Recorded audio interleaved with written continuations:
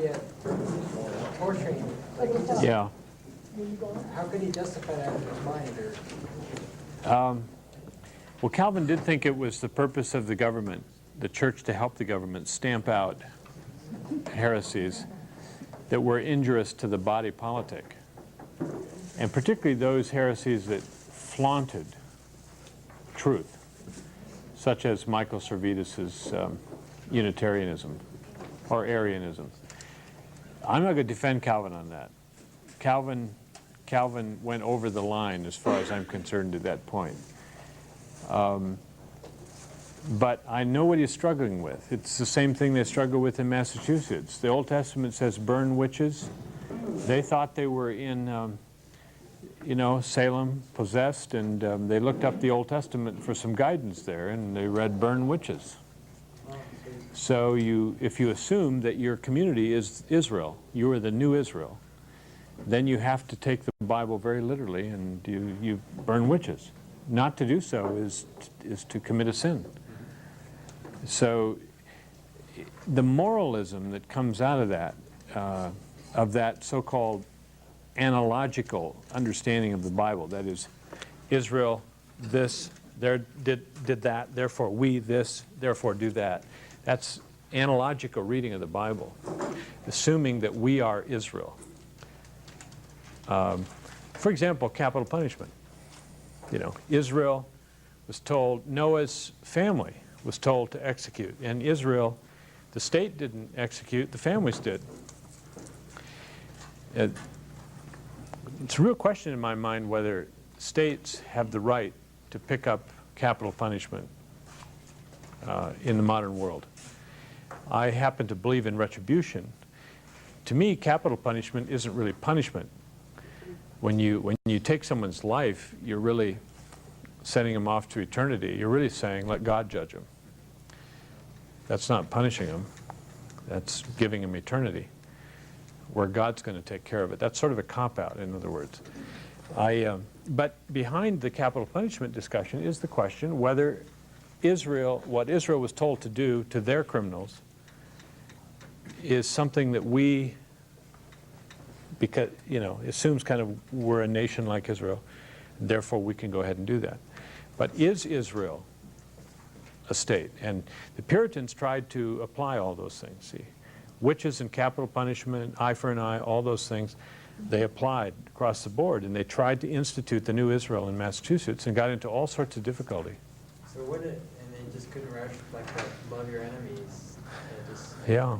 got put on the shelf, I guess. Yeah, see, for Luther, it's much simpler on love your enemies. Because God has loved you, and you're the worst enemy God had. You're freed up now to love your enemy. You must understand that you're an enemy, and God loved you and sends you out to do what He has done for you. So you treat others as you have been treated by God. Also, on that love your enemy thing, Luther was really the first one to break away from the Catholic idea that you should love your neighbor as yourself. The Catholic interpretation of that text is, and has always been, that in order to have a good love for your neighbor, you have to have a real good love for yourself. That's not the Lutheran view. Lutheran view is that you shouldn't have a love for self, you should replace it with love for your neighbor. You should walk around not with a love of your own ego, but a love for your neighbor. And you work between the Great Commission and the Great Commandment. That's a pole. Comment? Just another question on the state. Did Luther, Calvin, or Zwingli, any of them have in there that if the state was too oppressive to just leave? Yes, they did. In fact, they thought that was very enlightened of them to say, you know, you don't have to come here. You're welcome to stay here if you agree. If you don't agree, you're welcome to leave. And they felt that people should. And you know, people ran all over Europe at the time of the Reformation. I didn't mention this, but I have some studies on Calvin's Geneva. The population of Geneva increased by 40% while Calvin was pastor there, because mostly refugees from other countries where they were being persecuted. And Geneva was a free and independent city, and Calvin welcomed refugees from other countries who were escaping oppression. So he literally believed that people should have open borders in the world. He would not be in favor of building a high wall between us and Mexico. Calvin would say, let them come. It's God's world, and if they want to come here, by all means, let them come. He never built a wall around Geneva. He said, you all come, and they did. They came in droves. And they studied Calvinism, and when they left, they took Calvinism back to France and all kinds of places. Calvinism became the first international Protestantism. Lutheranism was more or less locked into over the Alps, Germany and Scandinavia. But Calvinism got exported by Puritans who came over to study during the time of Bloody Mary. I'll come to that in a few minutes. And John Knox took it back to Scotland, and the Huguenots took it to France. And Calvinism went all over the world very soon. So it became an international Protestant Reformed tradition. Well, I know the tendency is we could stay in any one of these, but I still want to hasten on and talk a little bit about the Anglican middle way, which is half a Reformation. It's sort of a Romish Protestantism or a Protestant Romishism or something that happened over there. And a little bit about the background, of course. We got to talk about Henry VIII, who in 1509 became the king after his father was, Henry was, who had been the victor of the War of the Roses, 1483, which was a bloodbath in England.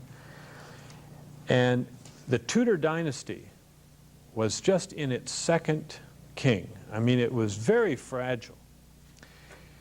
And Henry's older brother was Arthur, who should have been the king, but Arthur died. He was sickly. And Arthur had married Catherine of Aragon. And Henry decided against Leviticus that he would marry his brother's widow. He actually got that marriage annulled by a special appeal to the Pope, who was really happy to do it because Henry had done some good things for the Pope. In fact, the Pope gave him a title, Defender of the Faith, just 2 or 3 years before he then tried to divorce and re-annul the marriage. Anyway, Henry decided for unity's sake that he would marry Catherine because Catherine was married to a royal family in Spain. And he thought, I think originally, this would be very good. However, Catherine was a high-spirited Spaniard, and she wouldn't stay in the closet. I mean, she insisted on being very public. And also, sadly, she only had a daughter named Mary. England had never had a queen. They had only had kings and only a few. Democracy was, emerging. The Magna Carta was 1215, but, it was really pretty touch and go as to whether they'd break out into another bloodbath. And Henry just didn't think he could give the daughter of a Spanish royal family his wife, who was his brother's Arthur's wife before Arthur died. He just didn't think that he could allow Mary, who was being raised as a Catholic, a Spanish Catholic no less, the throne. And so when, in 1526, when Catherine of Aragon was 41 years old, it became very clear to Henry that she wasn't going to have any more kids. By this time, Mary was 10 years old. So Henry decided to tell Cardinal Wolsey, who was the Archbishop of Canterbury and several other places. He was a real operator, like Richelieu and some other people that were operators. This cardinal was amassing enormous wealth and playing all sorts of international games with the continent, the papacy and everything. So Henry said, look, whatever it takes, go to Rome and make a deal. Get rid of Catherine. Do it quietly, please. but have it annulled. So Wolsey goes to Rome and discovers that the Pope by this time is Leo X, is a prisoner of a conflict between Francis I of France and Charles V, who had debated Luther at Worms, and Charles, who was nephew of Catherine, slipped in there and said, you're not going to divorce my aunt. I'm not going to let you do that. You're not going to treat her and dump her and ditch her. And so even though that Francis I of France had approved the Pope's secret sort of deal to allow a double annulment to happen to Catherine of Aragon, who was the wife of Henry and mother of Mary, is all this getting a little complicated? Well, anyway, under the pressure of Charles V, who had literally made the Pope a prisoner in his palace, because he really turned out to be the real power in Europe, he says, that's my aunt you're talking about, nothing doing. So Wolsey came back and fell out of favor and died. Thomas Cranmer was selected Protestant, clear Protestant. He had studied, read some of Luther's stuff. He was a professor at Oxford. He became the new archbishop, and he dutifully, he was sort of one of all of the president's men. He decided he would go ahead and work on the annulment. And he did, and what they did was not seek a papal annulment. They instead found a way to make Henry the head of the church. Then Henry wouldn't have to ask the Pope for anything. And so in 1533, they wrote up the articles of the appeals, and then in 1534, they passed in Parliament the Acts of Succession, which created the English Church. It was still quite Roman in doctrine and practice, but it now had a king, a bigamist, as its head, instead of Leo in Rome. I don't know what Luther would have thought about this. I'm sure he had things to say about it, but I don't remember what he said about it. Henry was very much opposed to Luther. He wrote an essay against Luther early, but I never did know what Luther thought about him. Well, of course, he divorced and he married Anne Boleyn, secretly because he had already made Anne pregnant. And so Anne came to the palace and shortly thereafter delivered another girl named Elizabeth, who was raised by Anne to be a Protestant. Well, when it became obvious to Henry that Anne wasn't going to have any boy babies, Henry decided to execute her, had her head cut off for adultery. And then Lady Jane Grey, or Jane Seymour rather, happened to be the new bride. And praise God, right? The third wife produced finally a boy, a sickly little boy, who actually was to rule England for, his name was Edward, and he ruled England for 6 years, starting as a 9-year-old. Well, when, let's see, how should we say this? 1547, Henry's dying. By this time, he's married 5 wives. Catherine Parr came along, and he killed her. And then he married Catherine Howard, and she is the only one that survived him. Well, now Henry lies on his deathbed, 1547, and there are 3 children produced from the 5 marriages. Mary the Catholic, Elizabeth the Protestant, who's French, by the way, and Arthur, or Edward, who's English, the daughter of the son of Jane Seymour, but it looks like he's a dying little kid. I mean, he's a sickly little kid.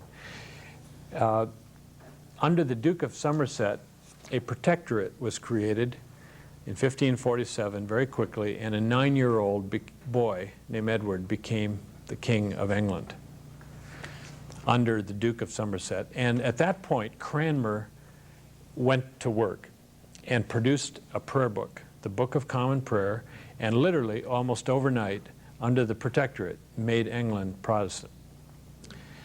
This was his chance. He didn't blow it. He worked hard. And now, this went on for 6 years, and then suddenly this little boy is starting to die. And his pubescence is lying on his bed, and he's about dead, but they quickly rush out and find a bride for him so he could be married. And they marry him to Lady Jane Grey. 9 years later, he dies, and poor Lady Jane is a widow, and she's thrust into the queenship. She doesn't have the foggiest notion of what it means to be queen. And meanwhile, she really didn't put Mary out of the way. She was down in Anglia on the coast of, just off the coast of France. You know, East Anglia is only, Calais is, 50 miles away. So she's carrying on as a Spanish queen in exile. And there was a lot of support from Mary, the wife of Catherine of Aragon. So in 1553, Lady Jane was carried off and executed along with 2 or 3 others. And Mary of Aragon became the Queen of England. It's probably unfair to call her Bloody Mary, but she has that name, Bloody Mary. She tried to turn back the clock, which was producing a Protestantism in England, and she tried to get it back into Rome's corner. So she decided by this time to go back to Spain and marry the current King of Spain. By this time, Charles V had died, and Philip II, also a relative of hers, was the new King of Spain. She married him thinking, aha, this will give me power, and Spain will come. But by this time, Spain was involved with people like Christopher Columbus and Cortez and discoveries of the New World and gold in Mexico and Peru and all that stuff. And frankly, Philip really couldn't be bothered too much about running over and rescue Catherine and Mary. Mary realized that she wasn't going to get very far and wasn't going to have any kids because he wouldn't come and sleep with her. So she decided to take out her frustrations on Protestants. And she did kill maybe 280 some Christian leaders, of whom Latimer and Ridley and Coverdale, Miles Coverdale, were the famous trio. They were Oxford scholars, Bible teachers, Protestants, and they were all burned at the stake.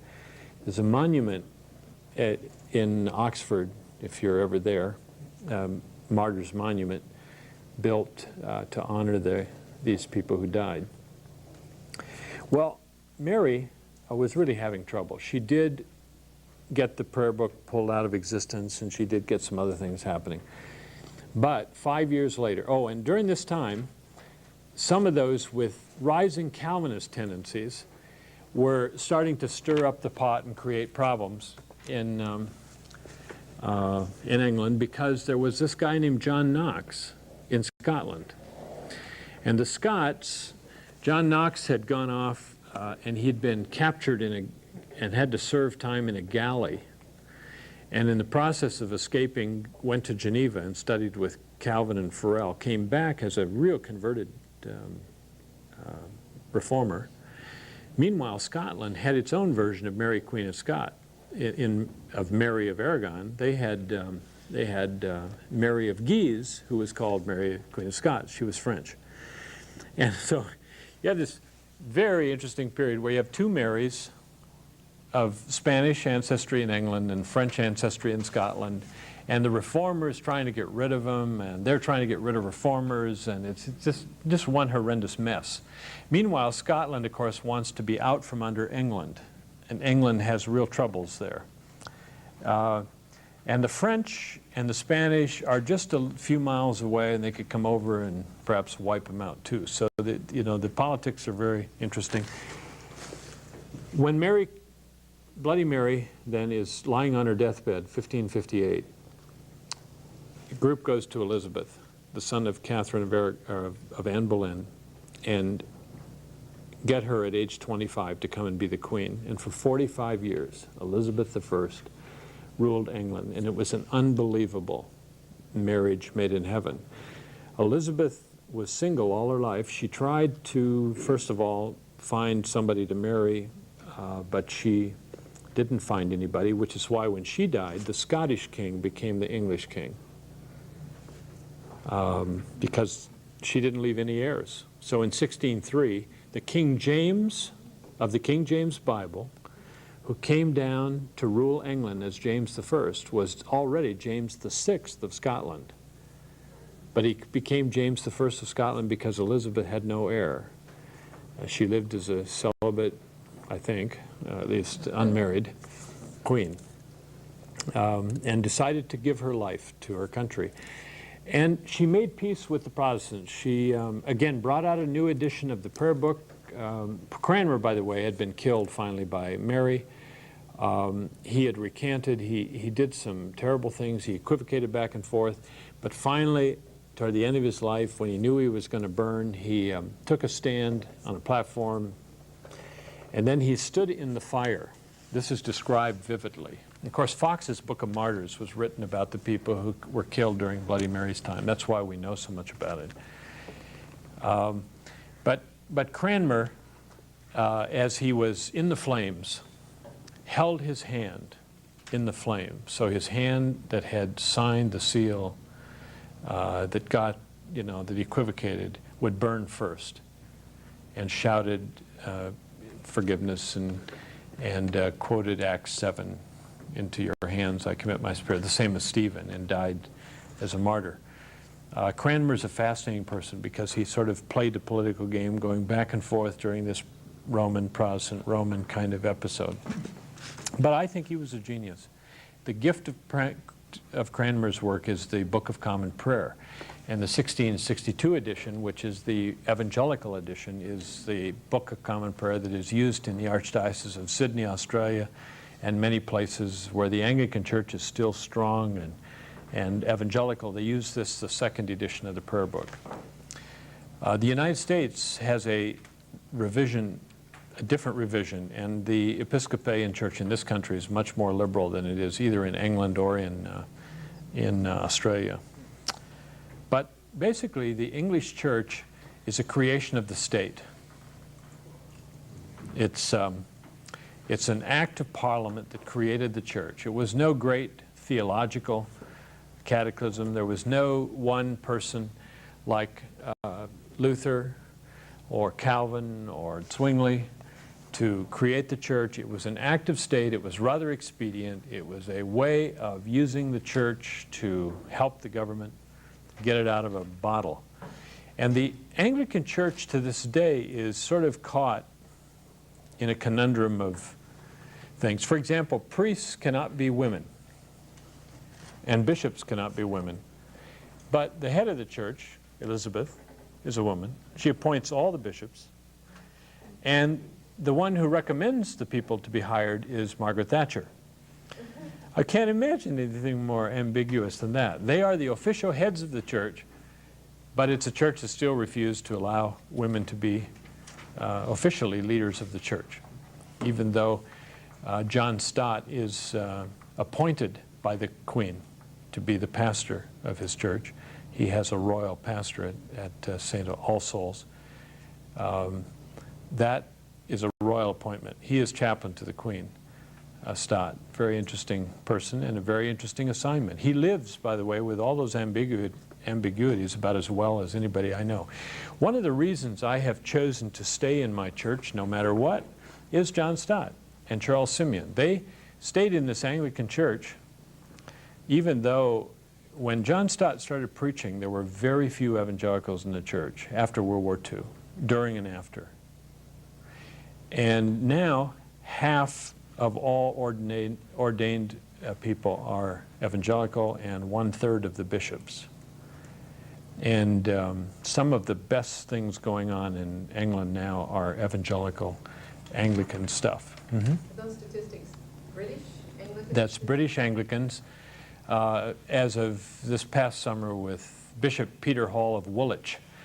Now, a few years ago, John A.T. Robinson, who wrote Honest to God, he was the Bishop of Woolwich. People were scandalized by his views. He was replaced by David Shepherd, an evangelical, who was replaced by Peter Hall, another evangelical.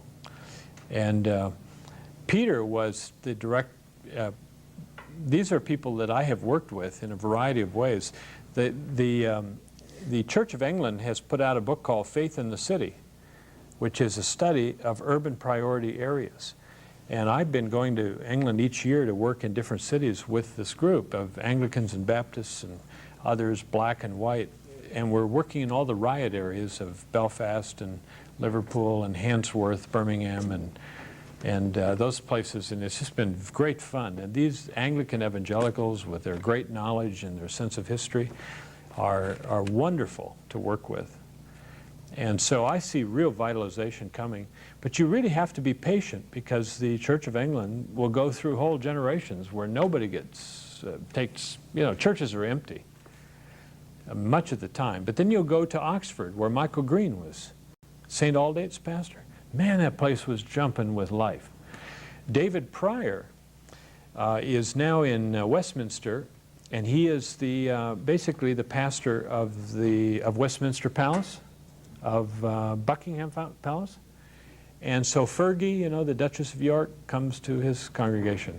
And he's having a lot of fun with people like that. They show up for weddings and baptisms. I stayed with David Pryor, and it was really interesting because Fergie had come to a christening.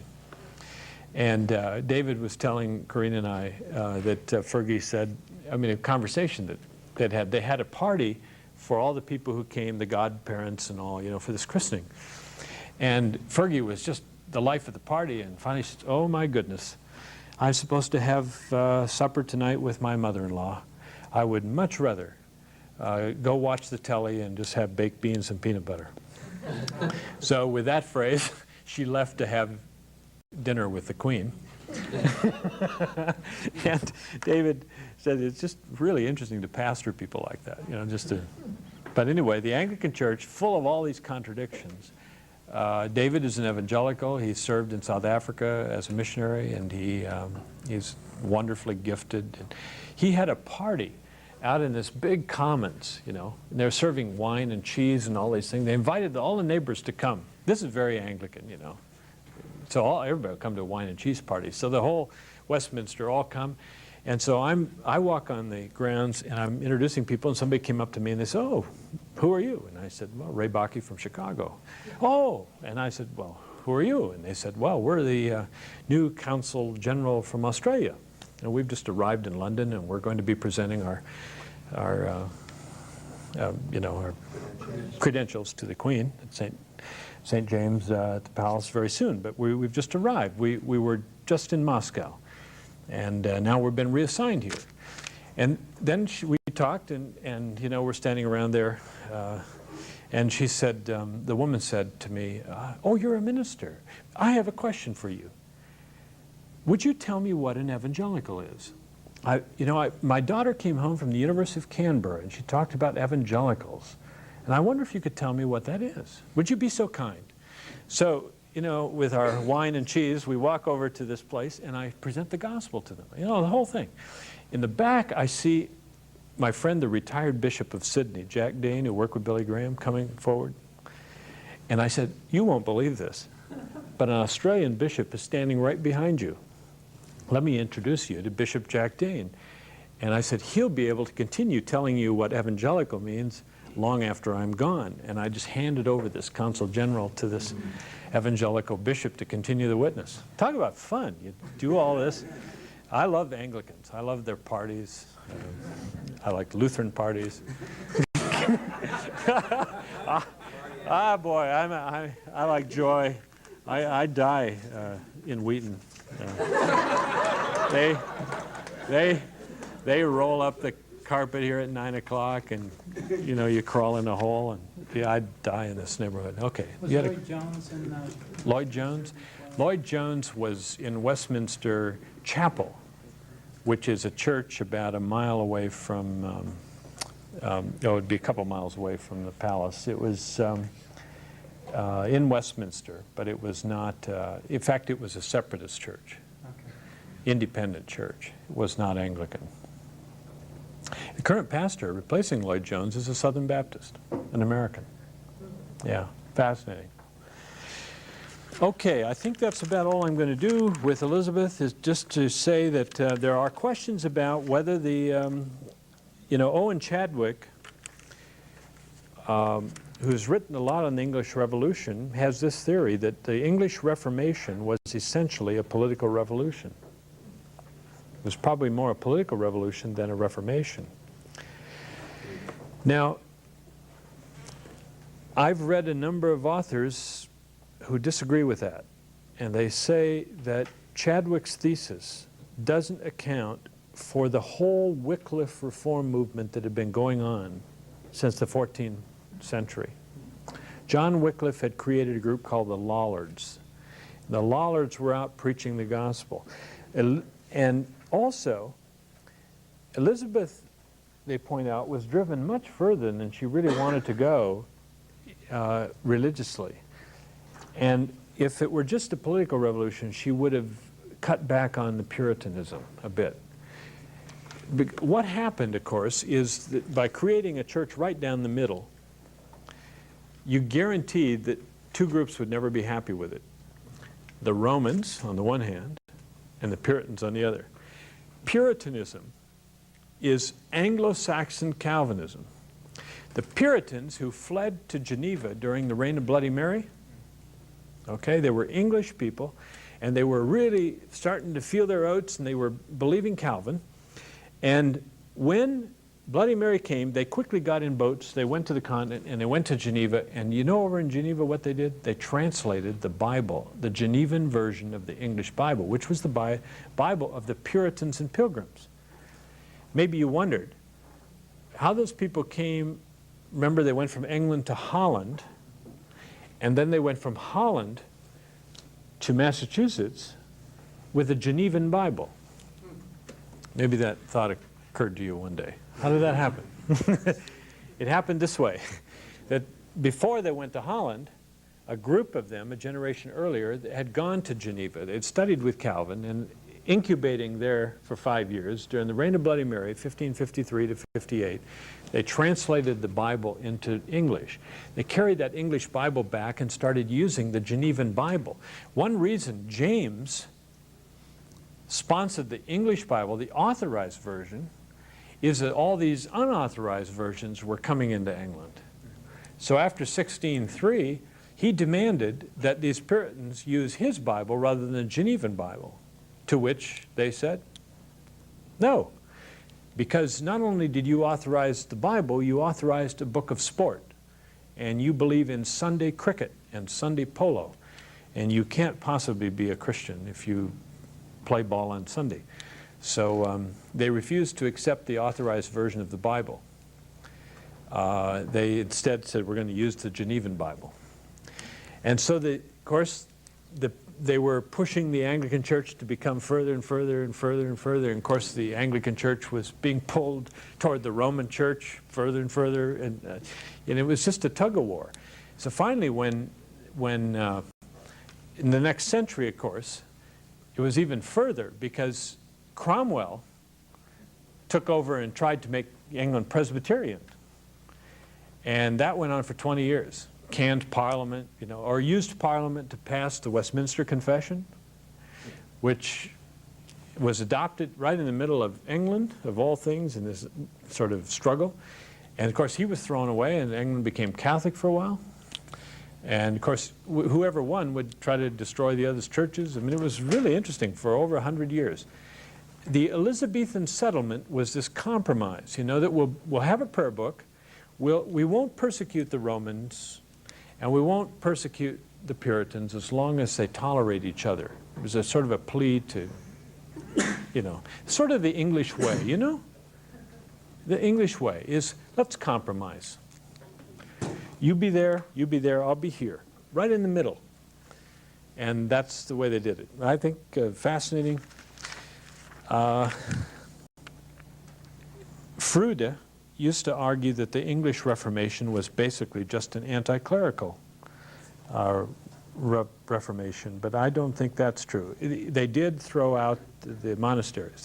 They did take control of the monasteries, but it was more than that. And I think most people would argue with T.H.L. Parker these days that the English Reformation, with all of its politics, ultimately became a theological movement, even essentially a theological movement. So you have Chadwick saying, no, it was basically a political revolution, not really a Reformation. Reformation was side effect.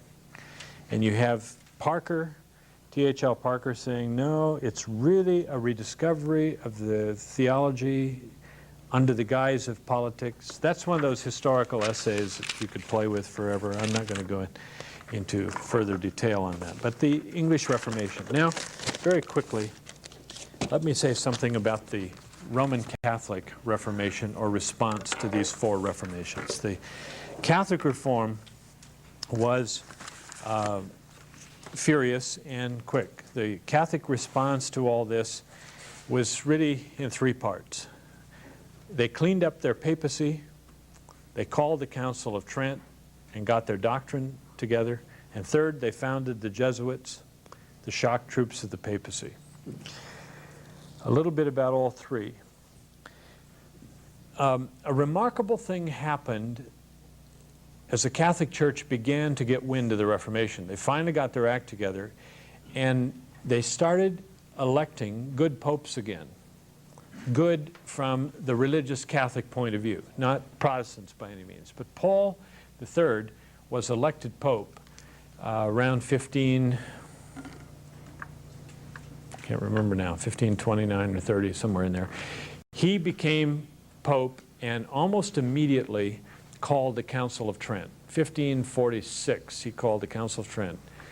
And the Council of Trent went from 1546 to 63. So the year Luther died, there was now a pope in Rome who knew he had to do something.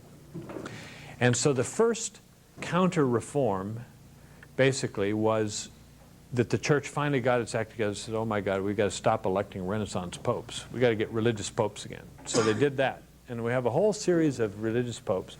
Second thing is that we get, you know, with these Lutherans and Reformed and Anglicans all surrounding us, we've got to get our doctrine together again. We need a Congress. So they called the Council of Trent in North Italy, and they met off and on for years.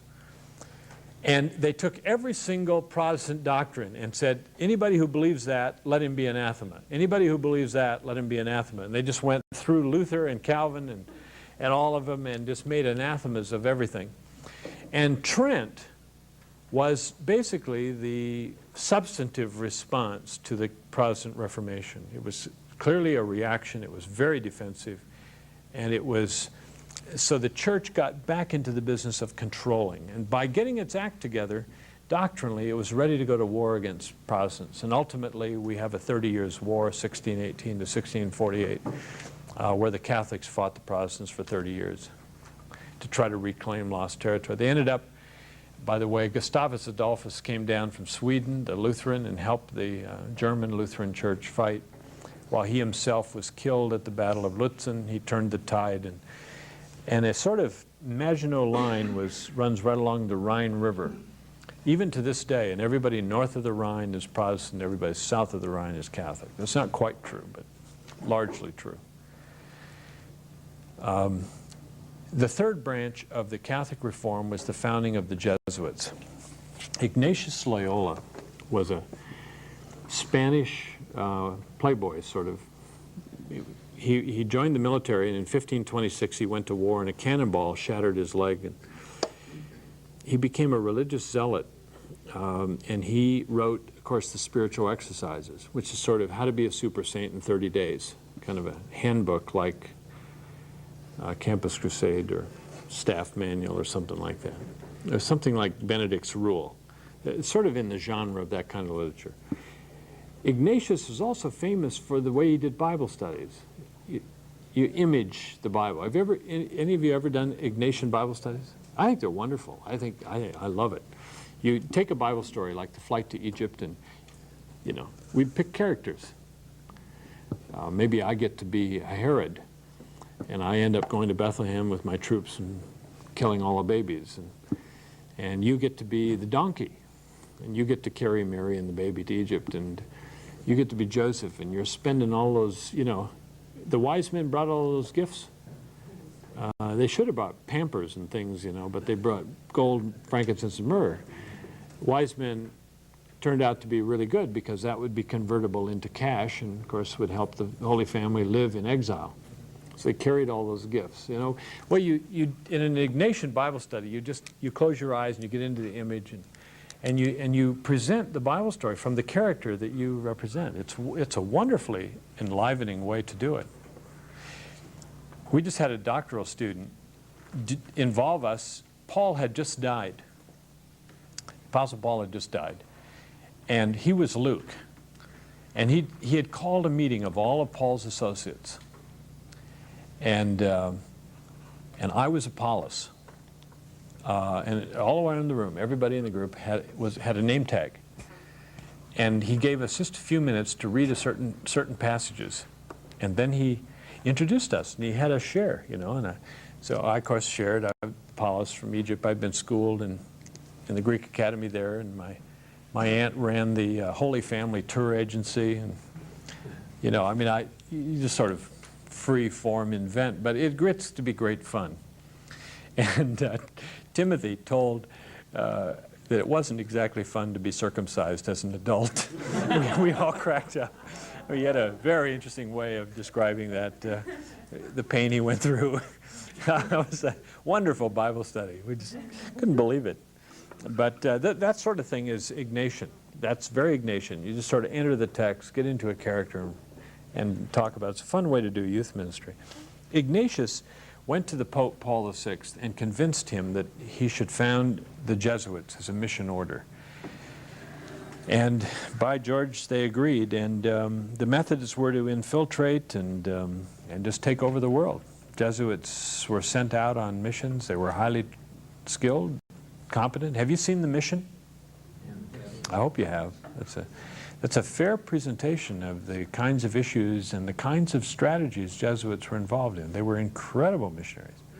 Climbing the falls, that would be a Jesuit kind of thing to do. Also getting caught in the politics, being a little naive. It was also true that the Jesuits, because they were responsible only to the Pope, crossed the line between Portuguese and Spanish and things like that, and they got shot in the crossfire of these governments. So it's a pretty good movie. Well, I think that's basically all I'm going to say, is that there were then 5 reform movements, 4 Protestant, and then the Roman Catholic reforms finally came on the scene. And so you have these patterns of reform. Patterns of reform. The Lutheran pattern, the Zwinglian Anabaptist radical pattern, left-wing pattern. You have the Calvinist Reformed pattern, and then you have the Anglican pattern, and you have the Roman Catholic Counter-Reformation pattern. And when all this is done, it's really basically the end of the 16th century. These 5 reform movements. Basically the end of the 16th century. Now, if I can just take just a few minutes, let me summarize the legacy of the Reformation, or some of the legacy. There are many books that go into this. How important was the Reformation? Is the Reformation really the end of the Middle Ages or the beginning of the modern world? I think most people, or was the Reformation a radical break with the Middle Ages? Or is it the harvest of what had been going on in the Middle Ages?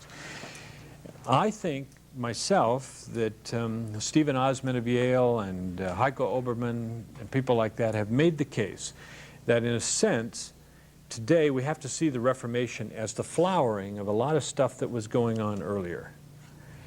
It wasn't just the radical break. Luther just was partly a right person at the right time. If he'd come on a little sooner, a little later, it might not have been very good for him. Clearly Luther was a reformer. Clearly the Reformation was a religious event. And those who interpret in Marxist or economic categories or political categories are really missing the primary thrust of it. There's no question it was a spiritual event. Here, Karl Hohl, who wrote, Luther scholar, German of a generation ago, is famous for the study of Luther and Lutheranism. He has a book called The Cultural Significance of the Reformation. And he says that Luther contributed a whole new concept of personality, that responsibility of the person, the priesthood of the believer, this whole idea that individuals are responsible. This sort of leads to a whole new understanding of the worth of the individual, the dignity of the human being. It's a corollary of priesthood of the believer, isn't it? Of individual salvation. There's sort of been a Catholic collectivity that the group is more important than the person. The balance in the Reformation tips, and you have a sort of understanding of the dignity of person. Now, I think we might have gone too far the other direction. Some Protestantism goes, the individuals, everything in the group, the family can go to hell. And we've suddenly realized that the group is important and that we have to come back to the middle. But I think it's fairly clear. Carl Hull is right. Also, the community has new significance. The love command applies in a new way. You love your neighbor in place of yourself. Carl Hull was the one that identified that in Luther. There's a new theory of state. State has limited powers. It's a means to an end. The kingdom is the end. The state is a temporary guardian of kingdom values.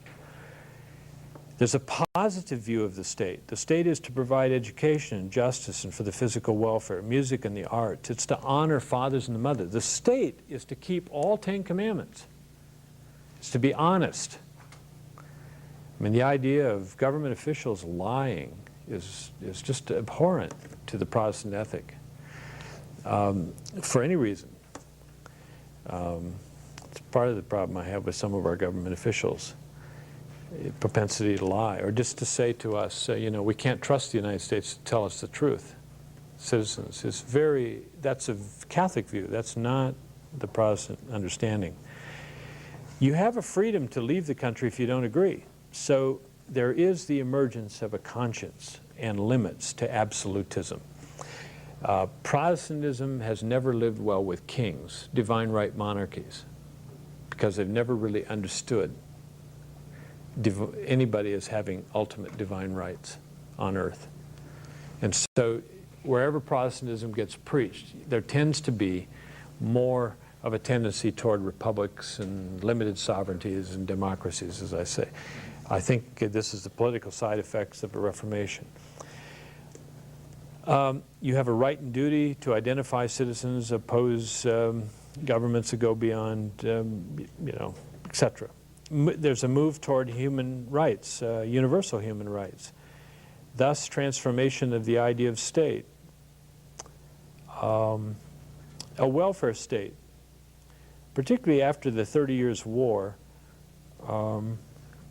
Lutheranism really understood that the purpose of the state was to bind up the wounded. And you have the emergence in Protestant countries of a kind of welfare state tradition. It's hard for evangelicals sometimes to think of the welfare state as an extension of the Protestant principle. But it really is. The Christian socialism of the states of Europe basically comes out of their Protestant heritage. Economic theory, the duty of work and productivity, community, the rights of persons, stewardship doctrine, sanctity of property. You can't steal it, you can't abuse it. Lutheran was rural and agricultural, but Calvin was city and commercial.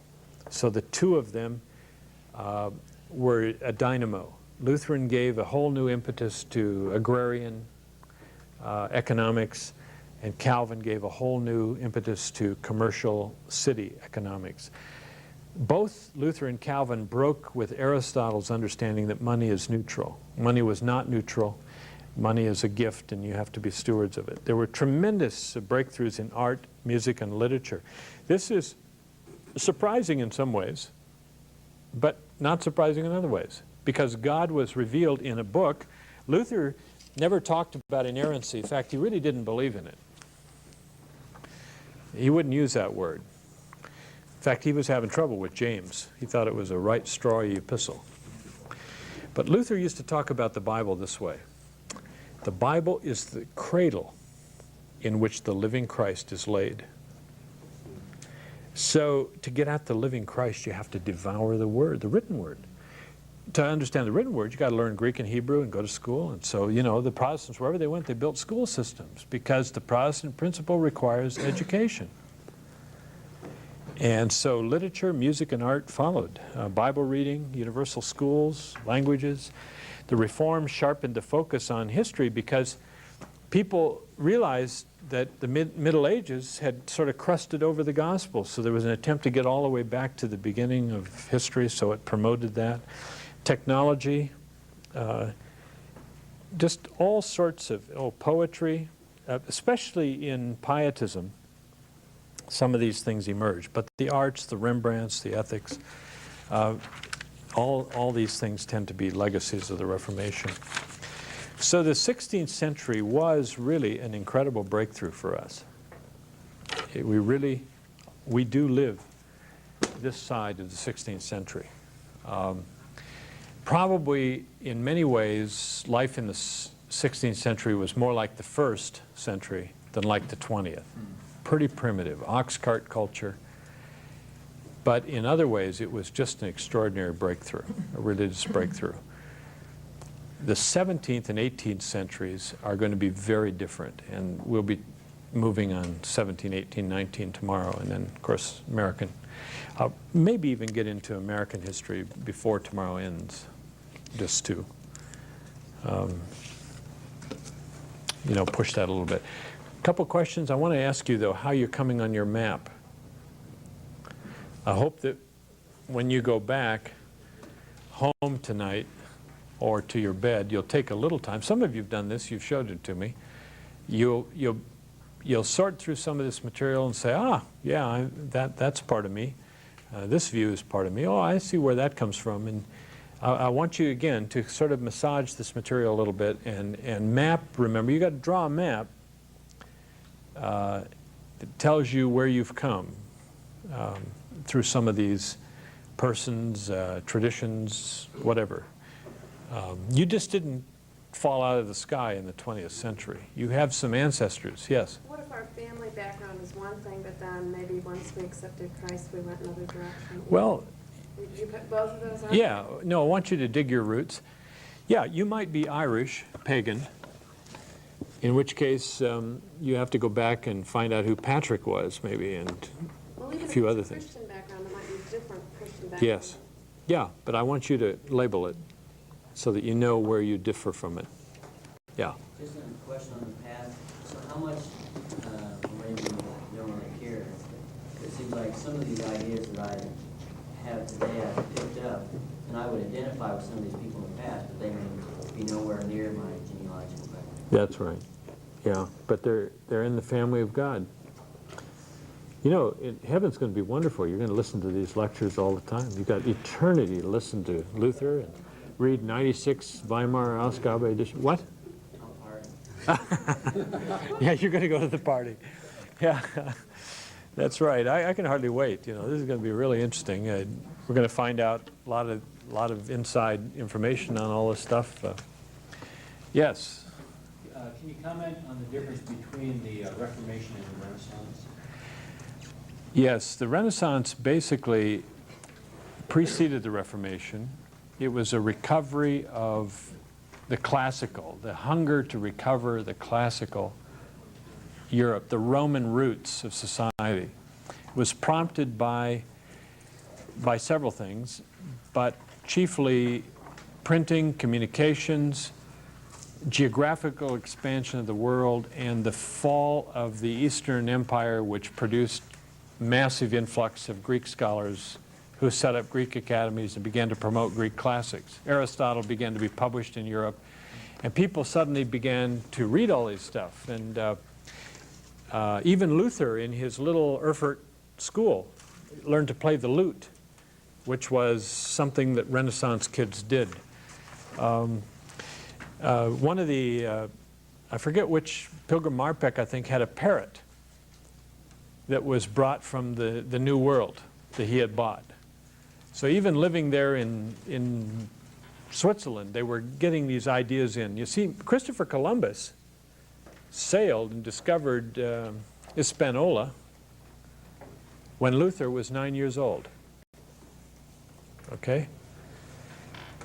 And Christopher Columbus, Magellan went round the world, was killed by Lapu-Lapu at Cebu, Philippines, the year after Luther was at Worms. And so all this stuff, this new knowledge, like space flights today, there was just a breaking out of Europe. And that was part of the Renaissance. That was part of this hunger to learn. Now there were two, from the Renaissance perspective, my old professor in college used to say there was a northern literary Renaissance and a southern artist Renaissance, the Mediterranean Renaissance. South of the Alps was artistic. The visual arts and architects, the Da Vinci's, the Michelangelos, the Petrarchs, and people like that, were Mediterranean type people, and they really got into and stimulated by the funding that was available, the Riviera culture, Mediterraneanism. They got into arts with gusto. Whereas north of the Alps, they didn't get into the arts so much, but they got into literature. Thomas More, Erasmus, Kopp, Reuchlin, that whole crowd, they used to write to each other. They were very literate. And so there was a Renaissance, and much of the reform movement was aided and abetted by some of these Renaissance dynamics. But in other ways, the Renaissance was quite contradictory to the Reformation. The Renaissance was the recovery of classical, even pagan Rome, pagan Greece. And they were going back and translating the classics. But all those people who went to school and studied ancient classical Greek and Latin and so on, some of them became converted, and they went back and translated the Bible. They went back and recovered the early church tradition. So that whole, let's get back to the fountain of our knowledge, that was a Renaissance-initiated drive, literally aided and abetted the Reformation. I think that's what we have to say. They're not the same, but they overlap. Renaissance came first, and it stimulated rapid change in the world, and change, led some people to go secular. It drove other people to get back to religious foundations. Any other questions or comments? Yes? Why did it take so long for the Roman Catholic Church and the Protestants to make peace? Why did it take so long for Roman Catholics and Protestants to make peace? You mean from 1546, from the Trent, Reformation, it seems like there's to Vatican II? Several centuries where Yeah. they're just really going in different directions. Mm-hmm. Were there any reach outs along the way, or Yeah. just go separate? Right. I think there were a few reach outs along the way. There are Anglo-Catholics within the Anglican Church that are trying to build a bridge. They have been around since what were called the Tractarian movement of the 19th century, Oxford movement. There have been, a number of cases where I think a rapprochement has been made, including in this country. Basically, Will Herberg wrote a book called Protestant Catholic Jew, and he's pointed out that in this country we basically have accommodated in everybody's denominations now. And that probably there's no more difference between the average Jew and the average Christian and the average Protestant, the average Catholic. I think there were a number of reasons, though, that kept us from doing this. Prejudice is one, and secondly, the Roman Catholic mission in places like Latin America was so control-oriented that anybody who became a convert out of that tradition was just dead set against any kind of rapprochement. They still are. In Italy and Spain, Philippines, generally tend to be very anti-Catholic if they're converted out of it. I think Billy Graham, by having Catholics on his platform over the years, has played a role in breaking down some of that. I think that Vatican II was ultimately the breakthrough.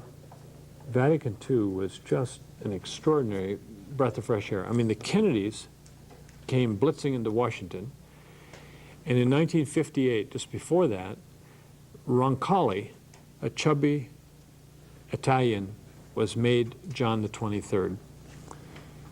And everybody thought, oh, he'll be an interim pope. He won't do much. And he called the council to reform the church. He viewed it as opening the windows to let the air blow in.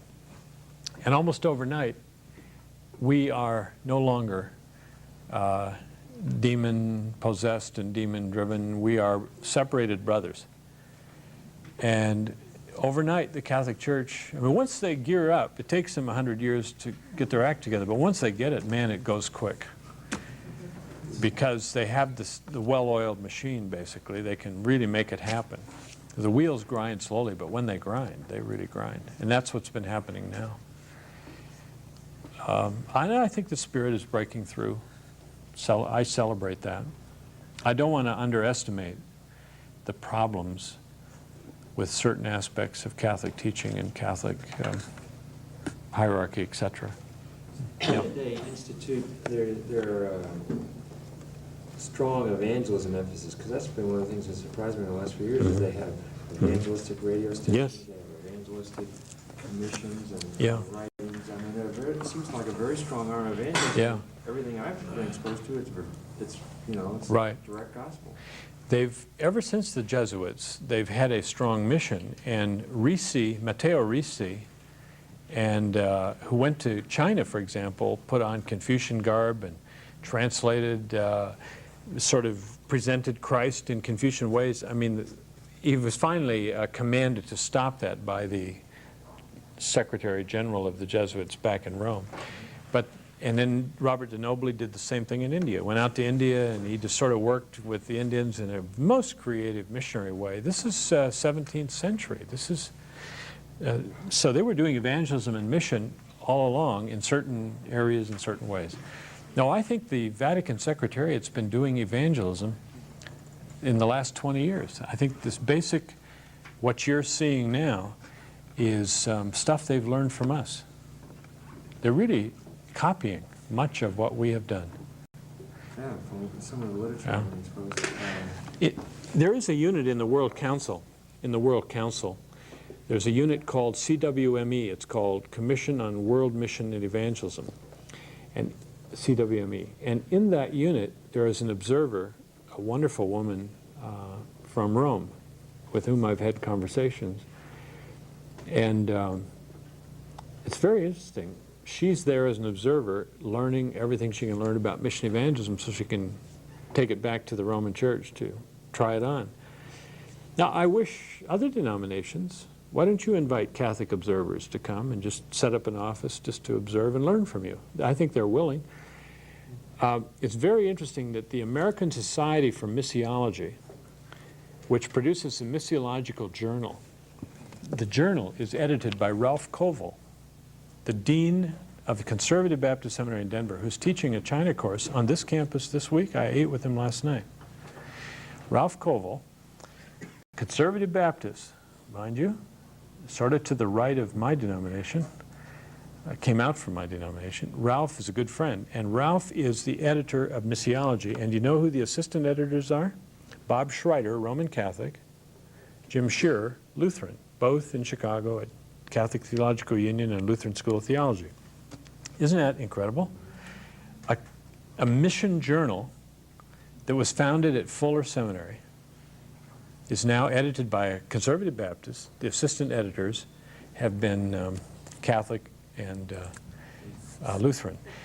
Now, I think this is, see, we're in a whole new state. If I'm asked, I say the cutting edge of ecumenicity today is not World Council, it's not 475 Riverside Drive, it's not bishops' offices and things like that. The cutting edge of ecumenicity today is missions. Because we're seeing all over the place that inner city pastors and foreign missionaries, Catholic and Protestant, are having to work together in the Arab world against the powers of demons in Africa and other places. So there's a sort of grassroots thing that's just broken loose, and I celebrate that. How about in prayer in this country? Yes, that's happening. And do you know that there's a nationwide evangelism conference being held in Chicago called Evangelism 88? The fourth? Original name. Yeah. It's going to be held at the Horizon, Rosemont Horizon, next to O'Hare Field. It's going to be held there from the 4th to the 7th of August. Or 4th to 7th. It's cooperation between Protestant bodies, evangelicals, and Roman Catholics. And the opening night speaker on evangelism is Cardinal Bernardine. And that is going to be interesting because each church that gets to come is on each denomination that's participating is on a quota system. And so American Baptists, for example, we have a quota system. And we're trying to fill our quotas, you know, a certain number of people who can come to this. They're going to fill that thing with 18,000 people for an evangelism conference. And guess which church is going to have the biggest quota? Catholic Church.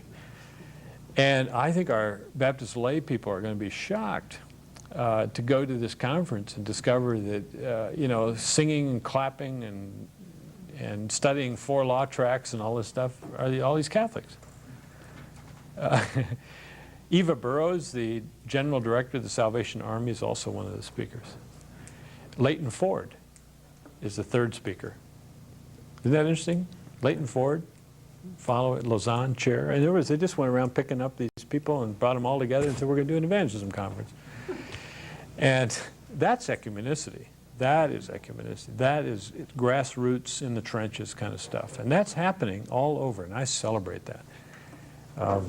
The magazine that you have back there, Bob, Trinity, has just put out this Voices.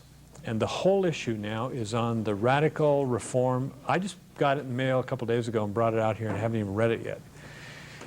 But in it, it describes the new trends in Catholic evangelicalism and gives books that we should read and things like that. Bob? They're using the vernacular quite a bit more too. Oh, yeah. Over against Latinizing. Oh, yeah. Well, they just broke, you know, 2 weeks ago, a French bishop was excommunicated because he refused to use French. And he's taken a number of French churches out of the Roman Catholic Church with him. So, you know, that's interesting. That's still going on. The people resisting, they want to use Latin. Now, you know that the use of Latin in the Roman Church is their understanding of how Pentecost functions. Their understanding is that because the Holy Spirit came and spoke to everyone, all the people from all these different countries could use one language. And they could all understand Peter when he stood up to preach. And so the Catholic Church has always assumed that the church in the world should have their own language. It should be a universal language. And because it was Roman, you know, the hegemony of Latin served that purpose. And in a way, I like that. It would be great if the whole church could speak one language in some ways. We'd all talk to each other when we get together. When I preach and teach overseas, you know, I'm working through speakers and through translators, and it gets very cumbersome. The Catholic Church gets together and they can all go back and speak Latin. The Greek Orthodox Church has a totally different understanding of Pentecost. They assume that the Spirit came and interpreted in every language that was represented in the room. So they understand Pentecost to mean that it's okay to plant the church in any language in the world. So the Orthodox churches, right from the very beginning, translated everything into the languages of the local people. Whereas the Catholic Church, because of their understanding of Pentecost, made everybody learn Latin. See? 2 views of Pentecost and how the Spirit functions have played out differently in the Greek versus Roman Church. Yeah. I guess you should understand that these things don't just happen by chance. Somebody thought about that. Somebody thought about that, and they've been living with that decision a long, long time. Well, we've gone 2 days, 2 rather full days, I would say. 1,600 years plus some biblical material. I hope this is sort of on track what you hoped would happen. I'm fearful. I'm dumping heavy loads. I really promise that starting tomorrow we're going to do some small group stuff because I do think that you need to begin to interact around questions like, what does this mean for me and for navigators? Are there any patterns? Are there any principles? Are there any new learnings? Are there any new questions that I have? Are there any things in history I should reach back and connect with? Any part of the family of God I've neglected, be it historical or geographical or sociological. So anyway, tomorrow plan to do some of that small group work. And we'll go through some Puritanism, some Pietism, up into even revivalism. I want to do a little thing with you I think is kind of fun on Indian missions. 3 different models of mission to the Indians.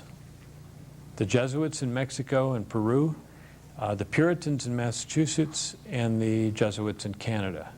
3 totally different ways of doing evangelism, which we're still living with today. And show you how theological anthropology has shaped those Indian ministry movements. But anyway, that'll be tomorrow. And then, of course, we'll move from that to the whole American scene. Colonial, early national period, 18th century Great Awakening, the Yale New Divinity tradition coming out of Edwards and Princeton, and then revivalism and social reform and awakenings and all that stuff up into the 20th century. Lot to get your head around, isn't it? It's good for you, though, I think. I think it's good for you. It's like cod liver oil. My mother used to feed me. I know this hurts you, but this is good for you, she said.